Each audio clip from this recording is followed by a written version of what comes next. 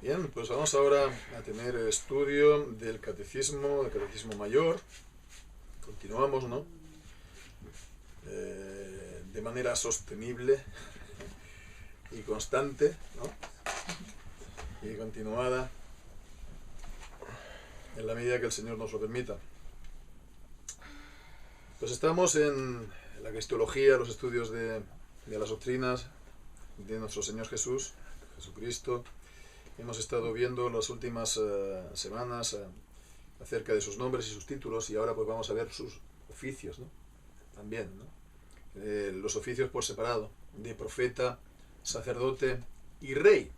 Profeta, sacerdote y rey, que él efectúa tanto en su estado de humillación, es decir, en su encarnación, como en su estado de exaltación, es decir, su glorificación, su exaltación a los cielos. Bien, pues vamos a ver, hoy nos vamos a adentrar en el oficio de profeta. Dice, pregunta 43, ¿cómo ejecuta Cristo su oficio de profeta?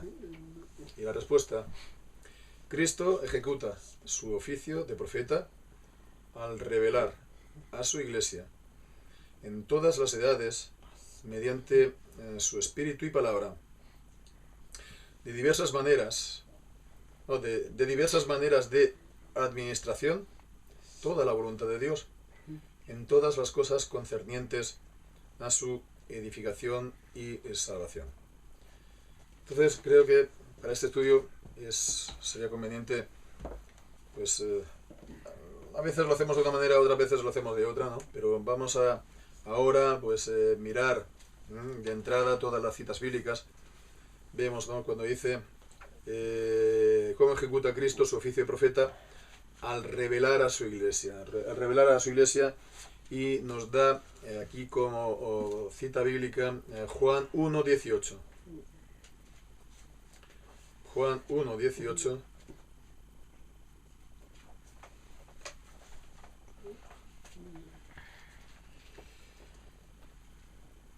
Dice, a Dios nadie lo vio jamás, el unigénito Hijo que está en el seno del Padre, Él lo ha dado a conocer. El Hijo ha dado a conocer, ha revelado al Padre. Entonces es la revelación, el revelador. Después, en todas las edades, mediante su espíritu y palabra. Y la cita que da es Primera de Pedro, capítulo 1, y versículo del 10 al 12. Es un texto que también hemos leído en parte esta mañana. En todas las edades, mediante su espíritu y su palabra, del 10 al 12, Primera de Pedro 1. Acerca de esta salvación, los profetas que profetizaron de la gracia que había de venir a vosotros, han inquirido y diligentemente buscado, escudriñando a quién y en qué tiempo indicaba el Espíritu de Cristo que estaba en ellos, el cual anunciaba de antemano las aflicciones que habían de venir a Cristo y las glorias después de ellas, a los cuales fue revelado que no para sí mismos, sino para nosotros, administraban las cosas que ahora os son anunciadas por los que os han predicado el Evangelio por el Espíritu Santo enviado del cielo, cosas en las cuales desean mirar los ángeles. Entonces lo ha hecho en todas las edades, como vemos, en el Antiguo Testamento y en el Nuevo Testamento, porque dice que los profetas habían hablado por el Espíritu de Cristo que estaba en ellos. En el versículo 11, el Espíritu de Cristo, por lo tanto, él ejecutaba, por lo tanto, este oficio profético en el Antiguo Testamento como también en el Nuevo Testamento, mediante su espíritu y su palabra, la palabra revelada, así como también el Espíritu, versículo 12, que se os ha predicado el Evangelio por el Espíritu Santo enviado del cielo. Y dice, de diversas maneras de administración. Y bien, pues esto es la cita, claramente es Hebreos capítulo 1, versículo 1 y 2. Hebreos 1 y 1 y 2. Que dice, Dios, habiendo hablado muchas veces y de muchas maneras en otro tiempo a los padres por los profetas. Vemos los distintos modos de administración, ¿no? En estos postreros días nos ha hablado por el Hijo, a quien constituyó heredero de todo, por quien asimismo hizo el universo.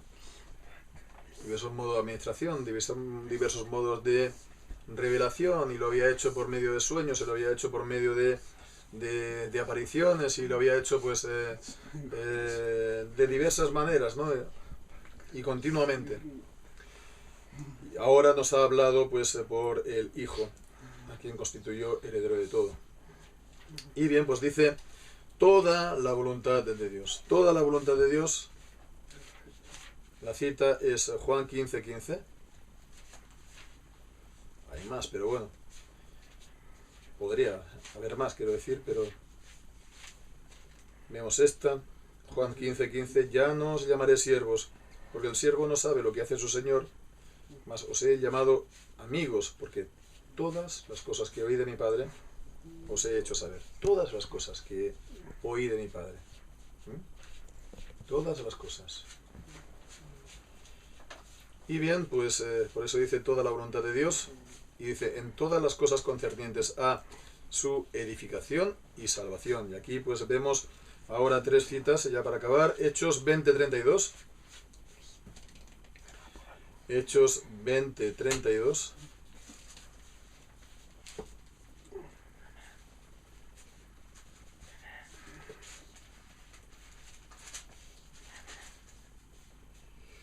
Y ahora, hermanos, os encomiendo a Dios y a la palabra de su gracia, el cual es poderoso para sobreedificaros y daros herencia con todos los santificados.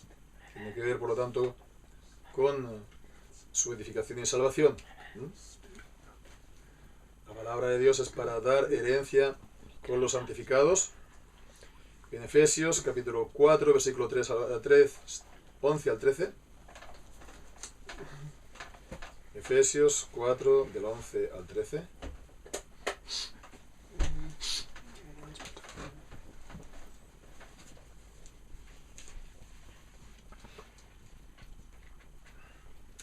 Y él mismo dio a unos como apóstoles, y a otros como profetas, y a otros como evangelistas, y a otros como pastores y maestros, para perfeccionar a los santos, para la obra del ministerio, para la edificación del cuerpo de Cristo, hasta que todos lleguemos a la unidad de la fe y del conocimiento del Hijo de Dios, a un varón perfecto, a la medida de la estatura de la plenitud de Cristo. Y por último, en Juan capítulo 20, versículo 31, Juan 20:31.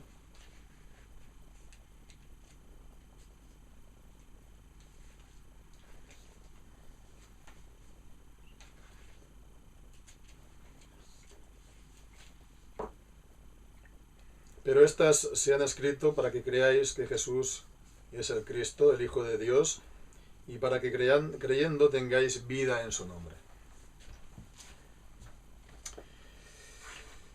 Bien, pues,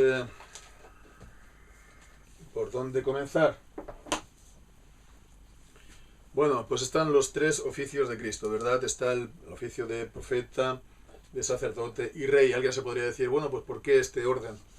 ¿Por qué profeta, sacerdote y rey? ¿Por qué no un rey, profeta, sacerdote u otro, ¿no? Bueno, pues entonces existe un orden en esto de los oficios de Cristo. Y bueno, pues hemos de responder sí que lo hay un orden. Hay un orden y además más de uno. Depende de la perspectiva, depende de cómo se vea. Es decir, en cuanto a la salvación, podríamos decir, en cuanto al orden de la salvación, ¿no? Utilizando la palabra que hoy en día se utiliza, ¿no? Ordo salutis, ¿no? Pero se puede decir perfectamente orden de salvación, que significa lo mismo, ¿no? Entonces, en cuanto al orden de la salvación, lo lógico es pensar, no lo lógico es lo correcto, que el primero es el oficio sacerdotal. No, el oficio sacerdotal. Desde el punto de vista de la salvación, primeramente, Dios quita el escollo, la causa de la enemistad entre Dios y los hombres por medio de Cristo, tal como enseña en Romanos capítulo 5 y 2 de Corintios capítulo 5, el ministerio de la reconciliación, que Dios estaba en Cristo, pues reconciliando al mundo. Es decir, que Él hacía esa obra de reconciliación cuando el hombre estaba enemistado, antes que el hombre lo buscara. Quita entonces este problema por medio de esta ofrenda por el pecado hecha una vez y para siempre del Señor Jesucristo. Y entonces, después, posteriormente, la aplica. Está la redención consumada, hecha por Cristo en su obra, en su muerte y resurrección, y después está la aplicación de esta redención, de esta salvación, la aplicación en el corazón, en el interior, subjetiva, en las personas, ¿no?, que se hace por el Espíritu Santo. Y entonces, primeramente es entonces el oficio sacerdotal, que tiene que ver pues con esta redención objetiva, esta redención consumada por Cristo Jesús, y tanto el oficio de profeta como el oficio también de rey, pues sería esta aplicación posterior a los creyentes, a su iglesia. Pero bueno, en la vida de Cristo, en su ministerio, podemos decir, terrenal, claramente el orden es el que tenemos: profeta, sacerdote y rey. Profeta, sacerdote y rey. Es por eso que se sigue este ritmo, porque Cristo comenzó su ministerio enseñando y predicando. También pues después entregó pues su vida en sacrificio. Ese es el oficio de sacerdote, y por último, pues la consecuencia de esto es su oficio real para nosotros, ¿no? Entonces, sí existe este orden que, desde el punto de vista que se vea, pues es uno o es otro. Entonces, en segundo lugar, pues hemos estado viendo todas estas citas bíblicas, no son muchas al inicio, para basar el oficio de Cristo como profeta. Pero hay que darse cuenta que hay muchas más que estas. Hay muchas más que estas, por lo que es una doctrina ampliamente enseñada, como también pues lo que tiene que ver con su sacerdocio y su realeza.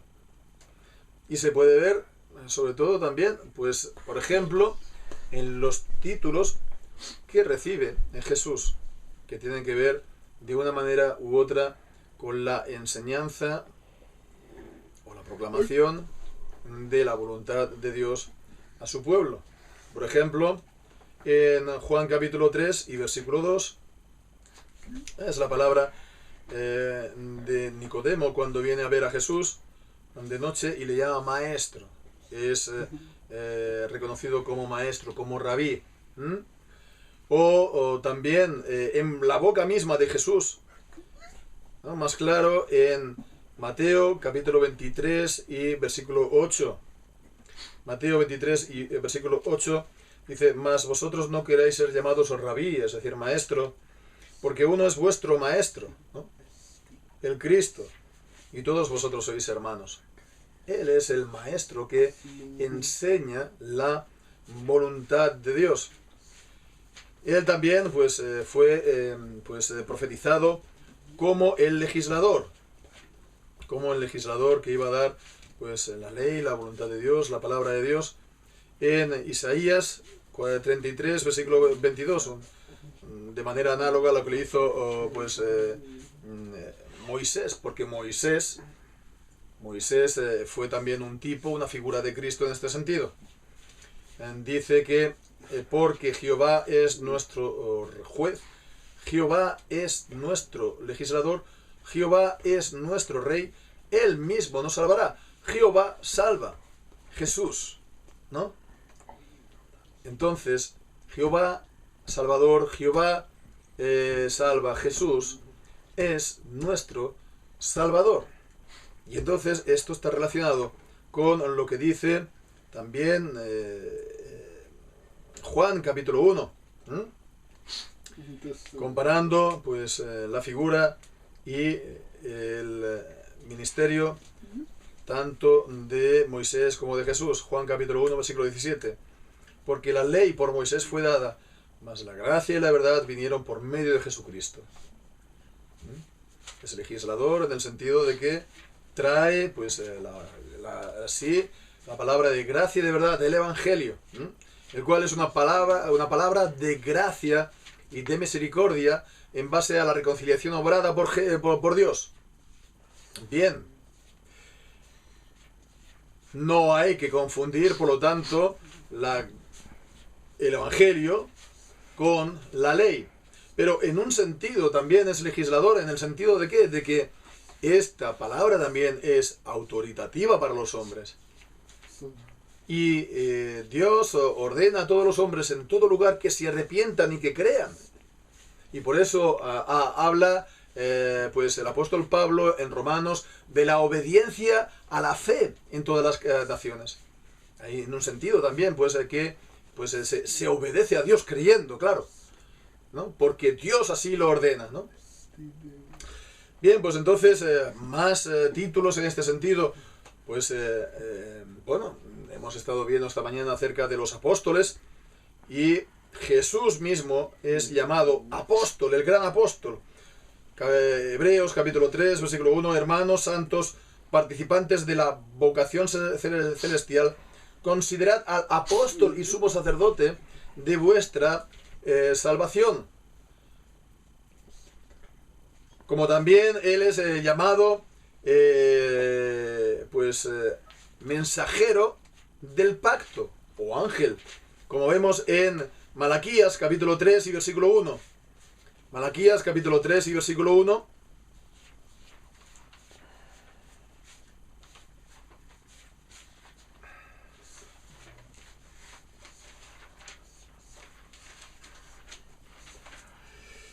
Y aquí yo envío mi mensajero, el cual preparará el camino delante de mí. Y vendrá súbitamente a su templo el Señor, a quien vosotros buscáis, y el ángel del pacto.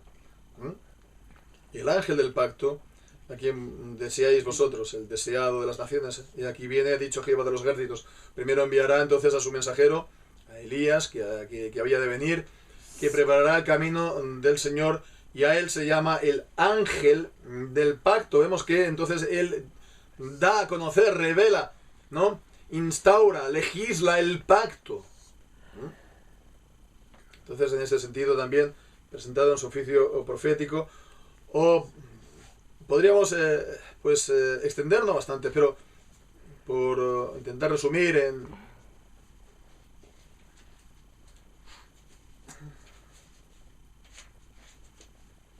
Primera de Pedro se llama que habéis vuelto a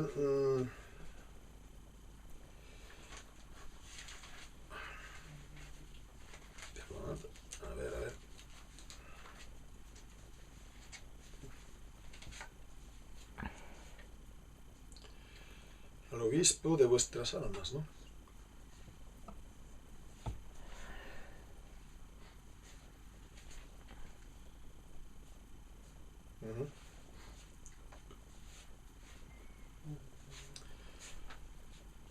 De la misma manera que,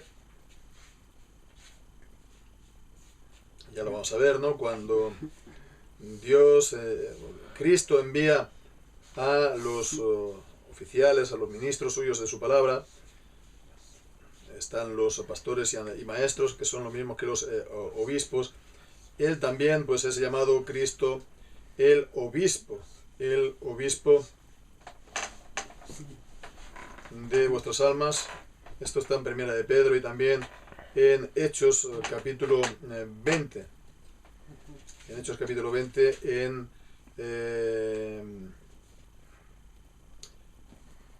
el mensaje de despedida de Pablo a los obispos o los ancianos en Éfeso. Pero también pues vemos en Apocalipsis capítulo 1 y versículo 5 que es también llamado Jesucristo el testigo fiel, que da testimonio fiel de la verdad de la palabra del Señor y de la revelación. Entonces, bueno, Jesucristo, Él da a conocer de esta manera, como veíamos en cuanto a la persona de Cristo, las naturalezas y la persona de Cristo, lo hace en sus dos naturalezas.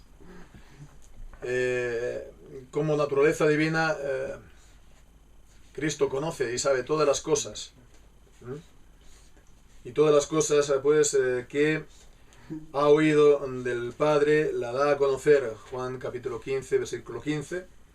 Pero también lo hace en la naturaleza humana. La naturaleza humana como tal pues no tenía la omnisciencia, pero él también ejercía este ministerio por la unción del Espíritu Santo.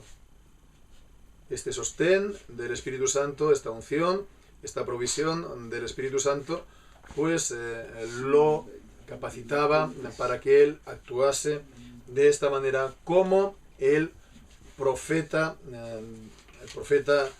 de Dios con mayúscula, ¿no? Y bien, pues entonces como profeta, él ¿a quién da esta revelación? ¿A quién da esta revelación? Lo hemos leído en la pregunta, dice a su iglesia, primeramente, ¿no? Entonces, bueno, la revelación de Dios, en un cierto sentido, ha llegado al mundo, porque, bueno, pues ha ocurrido en el mundo, y, bueno, pues esta revelación ha sido puesta por escrito, y esta escritura, pues se ha difundido en todas las naciones, y la predicación también de la palabra, y el testimonio también de los siervos de Dios, y de los creyentes, ha llegado y alcanzado a todas las naciones, es algo universal, pero esta revelación y el oficio de profeta como tal es para su pueblo, es para sus escogidos, a los cuales y solo a ellos aplica esta redención obrada por Cristo en su oficio sacerdotal, porque el mundo como tal no ha conocido y no conoce a Cristo. En Primera de Corintios capítulo 1 y versículo 21, ya que en la sabiduría de Dios el mundo no conoció a Dios mediante la sabiduría, no conoció a Dios mediante la sabiduría, agradó a Dios salvar a los creyentes por la locura de la predicación, o en 1 Corintios 2:8, ya que ninguno de los príncipes de este siglo, de este mundo, conoció, porque si la hubiesen conocido, es decir, esta sabiduría de Dios, no habrían crucificado al Señor de la gloria. Entonces lo revela esta revelación de Dios. Cristo lo hace a su iglesia, ¿no? Verdaderamente, a su verdadera iglesia, ¿no? A su verdadera iglesia, los escogidos, ¿no? Y lo hace pues por el ministerio en la iglesia visible, ¿no? Por su palabra y su espíritu. Entonces, esto lo hace ¿cómo? Pues ya digo, de una manera objetiva, pues está toda esta revelación de Dios. Toda esta revelación de Dios hemos considerado también Primera de Pedro, capítulo 1, versículo 12, ¿no? En el Antiguo Testamento hablaba por medio del Espíritu de Cristo, y ahora pues por la predicación del Evangelio y el Espíritu Santo enviado del cielo. Bueno, pues hay este conjunto de la revelación. La revelación ya está concluida, ¿no? ya está concluida y es dada a conocer en el mundo. Pero después está esta revelación subjetiva, personal, en el interior, que lo hace pues por su palabra también y por su Espíritu Santo. En Juan capítulo 6 y versículo 45, Juan capítulo 6 y 45, escrito está en los profetas, y serán todos enseñados de Dios, así que todo el que oyó del Padre y aprendió viene a mí. Estas son también las promesas del nuevo pacto en Hebreos capítulo 8. Hebreos capítulo 8, cuando dice en el versículo 10,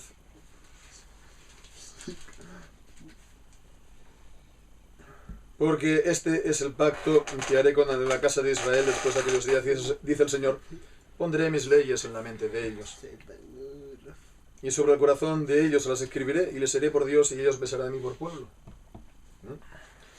Entonces está pues esta relación, ¿no? La revelación objetiva y la subjetiva. Entonces la revelación subjetiva es la predicación, ¿sí?, que se hace porque ha sido dada por Dios, por el Espíritu, pero no es aplicada en el interior por el Espíritu Santo.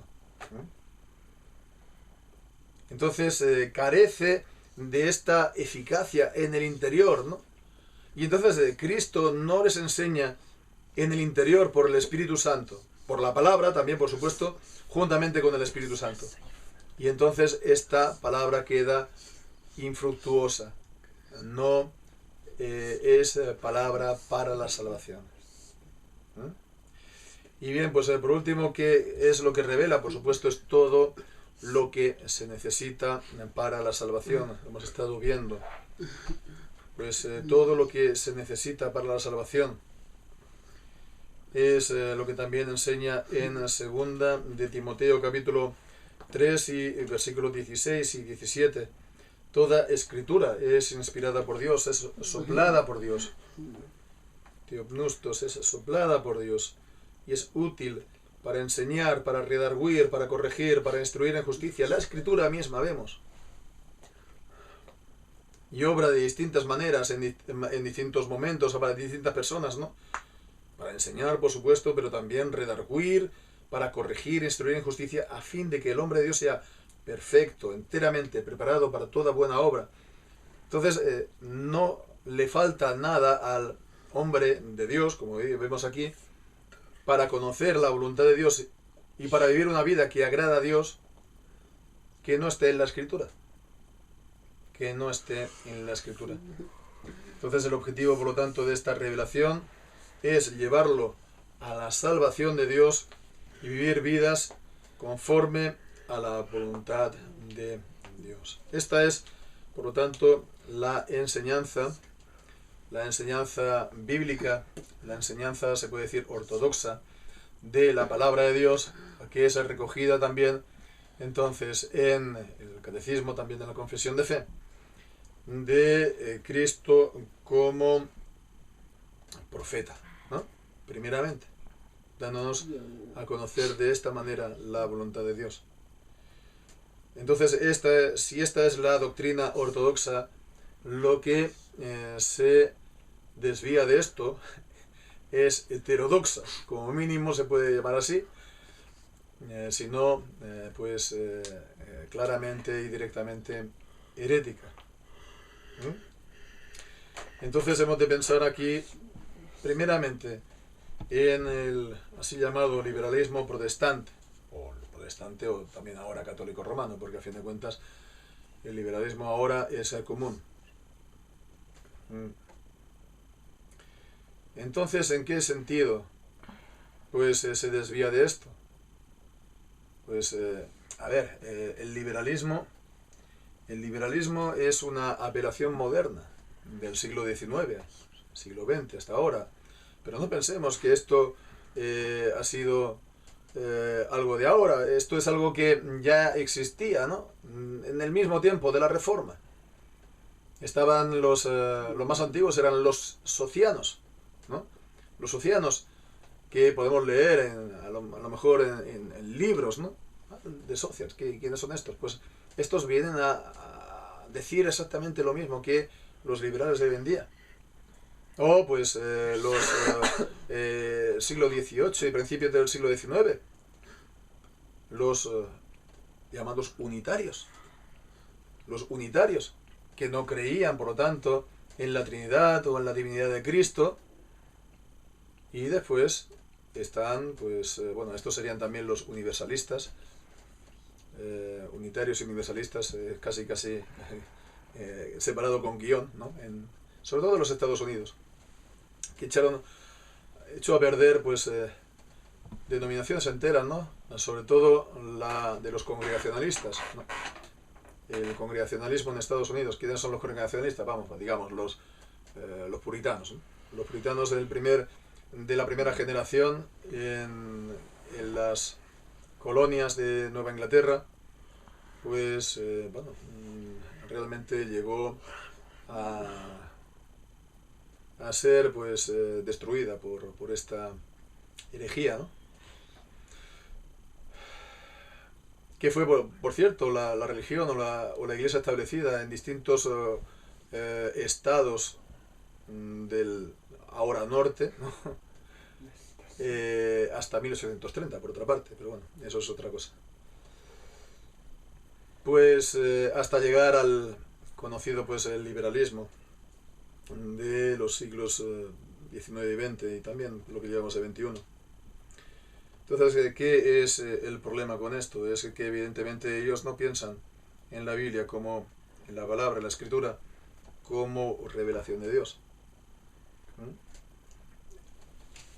Es simplemente una literatura religiosa que se puede decir que, bueno, pues lo hemos recopilado, este conjunto de libros, ¿no?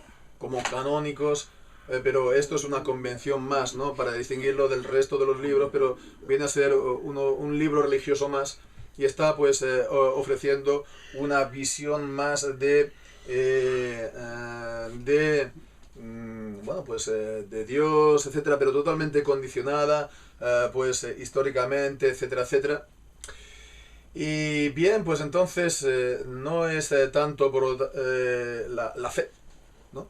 Para conocer a Dios no se tiene que depositar fe en esta revelación, sino ir más allá de esta revelación por medio de nuestra razón, para comprender por nuestra razón más allá de lo que aquí se nos dice, ¿no? Y entonces no es tanto la fe, recibir por medio de la fe, ¿no?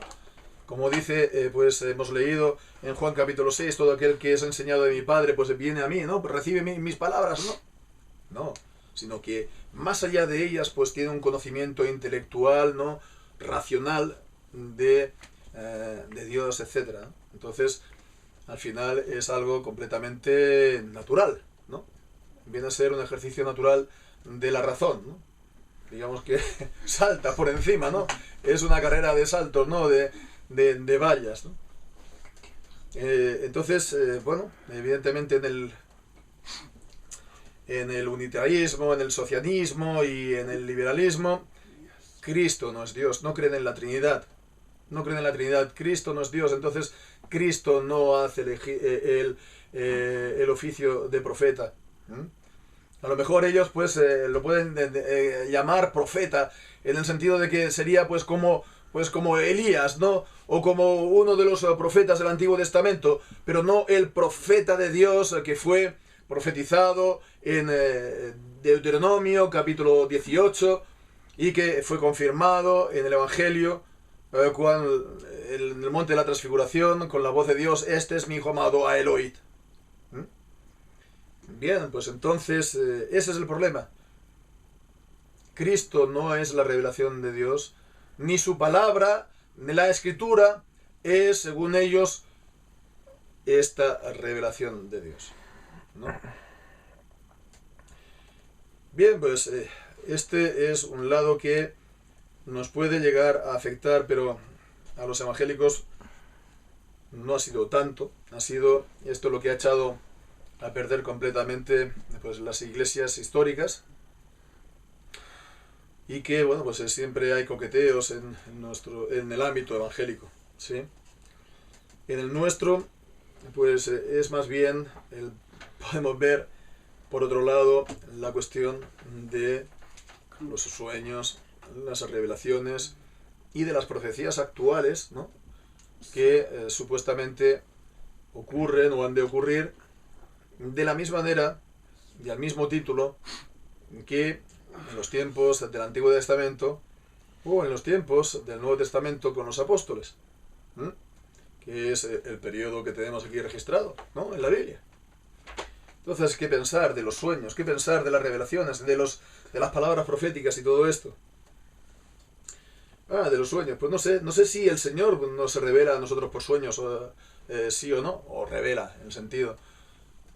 Pero, en todo caso, si uno recibe un sueño y le da algún significado en su vida, hablando hipotéticamente, estoy hablando hipotéticamente, y eso le serviría a él solamente. Solamente a él. Sería algo absolutamente personal. Nadie podría venir diciendo, yo he soñado esto para el conjunto del pueblo de Dios, ¿no? Y que un domingo por la mañana, en vez de abrir las escrituras, uno empiece a explicar el sueño que ha tenido y que eso tenga algún valor para los demás, para el pueblo de Dios. La iglesia no está, pues, edificada por sueños. Está edificada por la palabra. Lo mismo también con las así llamadas palabras de profecía que puedan decir que hay hoy en día. Yo he escuchado también muchas palabras de profecía que después no han sido ninguna profecía. Es decir, que no se han cumplido. Alguien que haya estado, pues, algún tiempo y haya tenido alguna cierta experiencia en las iglesias evangélicas, le habrá ocurrido lo mismo. Entonces, lo que pasa con estas profecías, como también lo de los sueños, ¿qué es? Los sueños fue un modo de revelación en el Antiguo Testamento, lo vemos en Daniel, lo vemos en otros, en José o en otros lugares, ¿no? Y las palabras también de profecía, de revelación que podemos, eran también otro modo de revelación en el Antiguo Testamento. ¿Y qué es entonces lo que ocurre? Lo que ocurre entonces es que si hoy en día han de tener los creyentes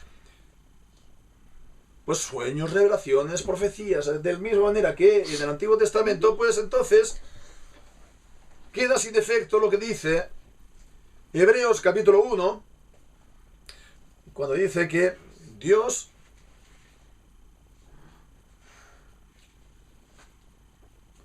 voy a leer directamente.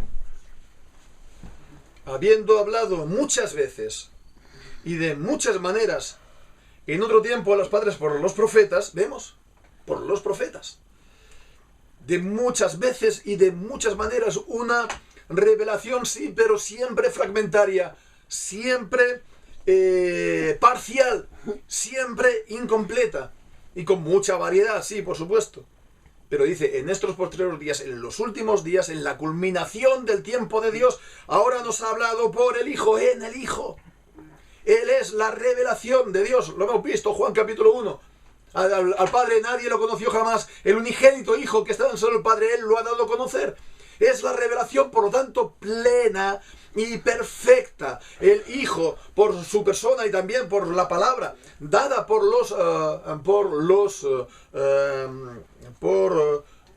los apóstoles y profetas, ¿no? Que es el fundamento de la iglesia, Efesios capítulo 4. Y entonces, ahora que tenemos los oficios que veremos en Efesios capítulo 4, que están pues los apóstoles, están los profetas, están los evangelistas y los pastores maestros. Y los apóstoles y los profetas son el fundamento de la iglesia. Los evangelistas, pues no vemos que se nos da una descripción detallada en la escritura de este oficio, ni tampoco las instrucciones de cómo tiene que ser, como sí que lo tenemos en cuanto al oficio de pastor y maestro. 1 Timoteo y Tito 1. 1 Timoteo 3 y Tito 1.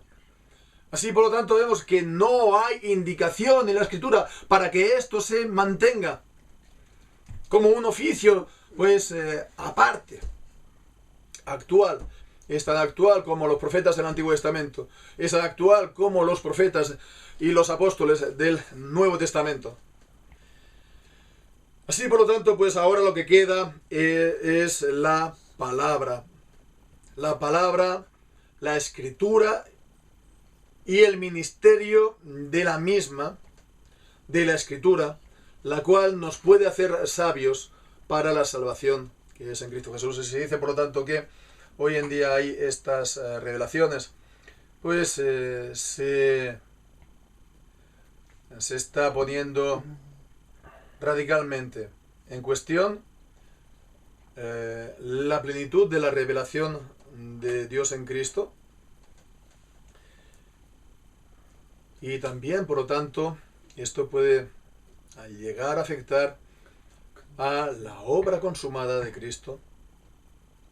Si la obra de Cristo como profeta en las Escrituras no está completa, tampoco lo está. No debería estar su obra consumada en cuanto a la redención, en cuanto a la salvación, en cuanto a su oficio sacerdotal. Entonces estaríamos entonces en el mismo tiempo y en la misma situación que en el Antiguo Testamento. ¿Qué es lo que pasa hoy en día? Lo que pasa hoy en día es que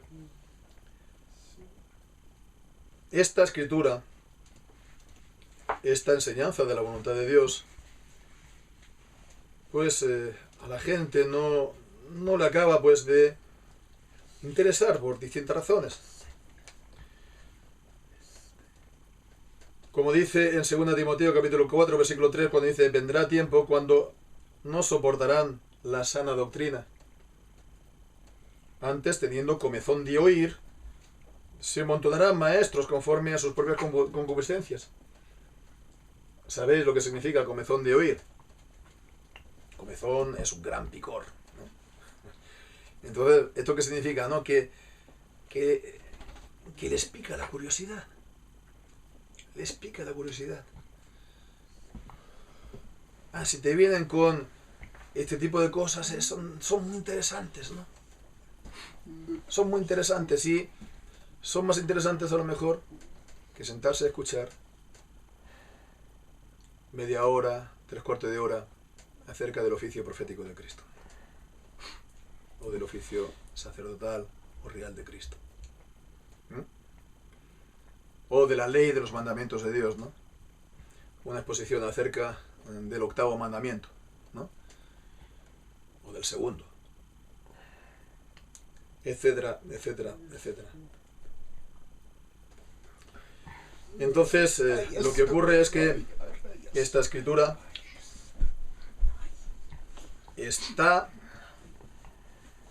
pues confirmada por Dios, y es palabra de Dios, y está libre de todo error, y por lo tanto es sana doctrina. Somos lo que comemos.